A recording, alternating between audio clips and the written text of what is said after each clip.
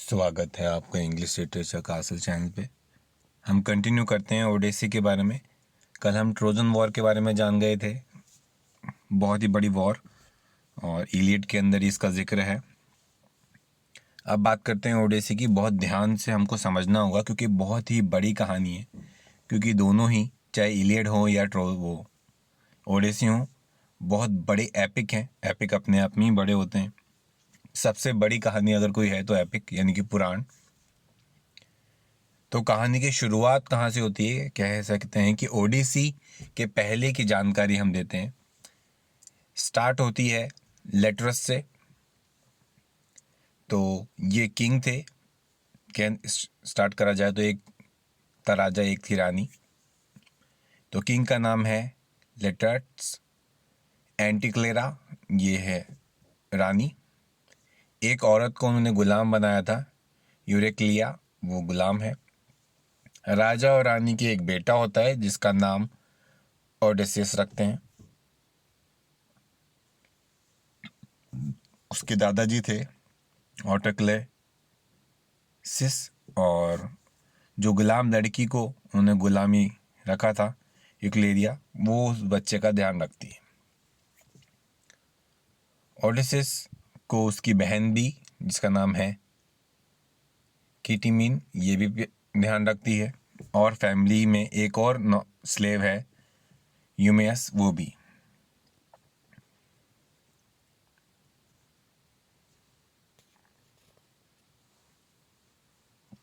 एक बार एक नाव जल जाती है जिसके अंदर ऑटोक्लेस का बेटा जो है वो, उसको चोट लग जाती है।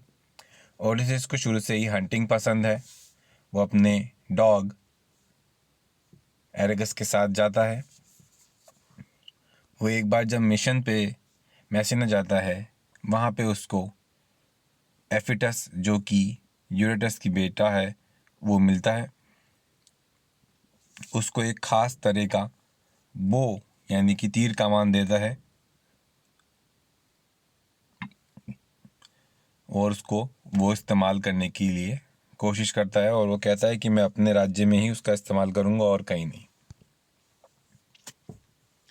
ओडेसियस काफ़ी समझदार हो जाता है, वहाँ का राजा बन जाता है अपने राज्य का, और पेनेलोप से उसकी शादी हो जाती है, जो कि स्पार्टन किंग की बेटी है। वो अपना बेडरूम ऑलिव ट्री के नीचे बनाता है। वो ट्रोजन वॉर में पार्ट लेना नहीं चाहता, लेकिन जब उसका बेटा पैदा होता है तब उसे उससे पार्ट लेना पड़ता है। क्यों लेना पड़ता है, इसके बारे में हम आगे देखते हैं। क्योंकि ओडेसियस और उसकी वाइफ, उनके बेटे का नाम है टेलेमेकस, जब छोटा था उसको राजा ने बुलाया था।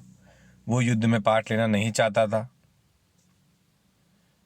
इसके लिए उसने पागल होने की एक्टिंग करी और कहा कि मैं किसी को नहीं पहचान रहा हूँ, और वो खेती बाड़ी करने लगा।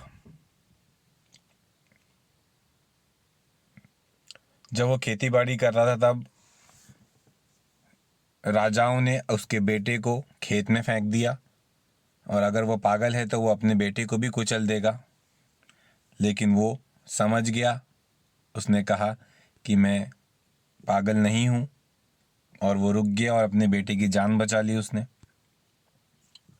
अब उसे जाना पड़ेगा युद्ध के लिए। युद्ध से बच नहीं सकता ओडेसिस। ओडेसिस युद्ध के लिए जाने लगता है और अपनी पत्नी को कह देता है कि अगर मैं लौट के ना आऊँ, युद्ध में मारा जाऊँ, तो तुम दूसरी शादी कर लेना, लेकिन मेरे बेटे के बड़े होने के बाद। वो राज्य छोड़ के चला जाता है युद्ध के लिए, और युद्ध जीतने के लिए वो ही ट्रोजन हॉर्स का आइडिया बताता है। ये आइडिया बहुत पॉपुलर है और काफ़ी ज़्यादा इस्तेमाल किया जाता है।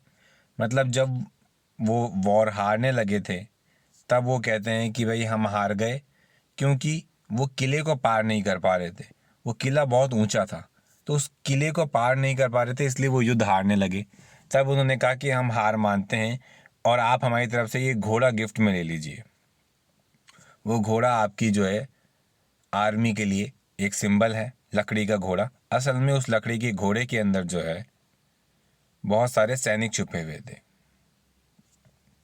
तो ऐसे ही वो घोड़े को अंदर ले लेते हैं, उस घोड़े के अंदर सैनिक छुपे हुए होते हैं, और जब रात को सब सो जाते हैं तो वो घोड़ा खुल जाता है, उसमें से सारे सैनिक निकलते हैं और उसको चुपके से रात को हमला कर देते हैं।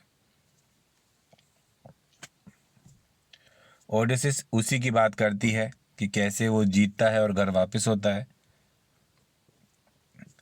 वो कैसे हर चीज़ को हीरोइक तरीके से पाता है। ये है ओडेसिस की, यहाँ से कहानी स्टार्ट होगी, जिसके बारे में हम अगले पार्ट में बात करेंगे। आज के लिए इतना ही। Thank you.